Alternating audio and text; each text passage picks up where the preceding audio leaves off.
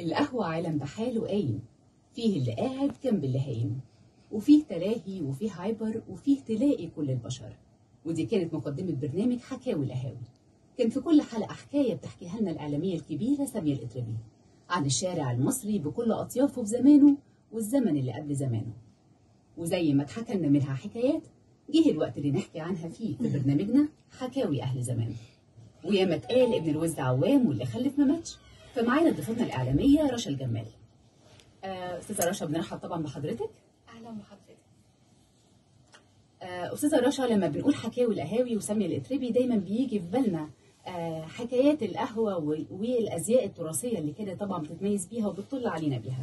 ممكن تقول لنا بقى كلنا، هل الأزياء دي لسه متوارثة طبعا ومع حضرتك لحد يومنا ده؟ لسه موجودة طبعا. دي الحاجة اللي أنا ورثتها من ماما، هي موجودة معايا وأنا أحيانا بلبس حاجات منها. تمام جدا. كنا حابين بس نطمن الأول على الأزياء دي. تاني حاجة بنحب طبعا نسأل حضرتك بالنسبة للطباعة، إيه الطباعة اللي ممكن تكوني ورثتيها من الأستاذة سامية؟ الطباعة اللي ورثتها من ماما هي حاجات زي إن هي كانت بتتفائل جدا لما بتشوف حد محتاج. كانت بعد الإجابة هناخد فاصل. دي حاجة. والحاجة التانية كانت التواضع. رغم إن هي كان بابا أرستقراطي، إلا إنها كانت حد متواضع جدا. هو كان فاكر إن هو متجوز هانم، بس لقاها بتلبس جلاليب وكرادين. كمان ورثت عنها الصبر.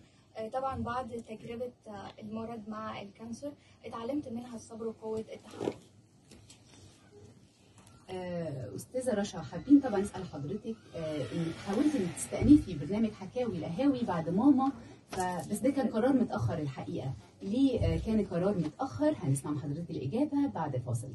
مستمعينا فاصل ونعود لحضراتكم.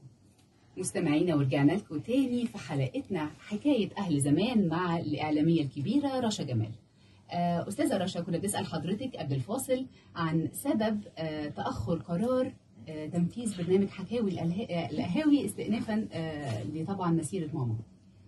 يمكن وقتها خفت من فكرة ان الناس يشوفوه انه افلاس فكري، او يبصوا ليا بمنظور ان دي بنت سامية الأتربي.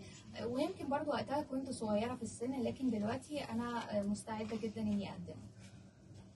وحقيقي كلنا طبعا اكيد مستمعين طبعا باستكمال المسيرة دي ولأجيال قادمة كمان. مستمعينا، خلصت حلقتنا، بس حكاوي أهل زمان ما بتخلصش. استنونا في حكاية جديدة. الله.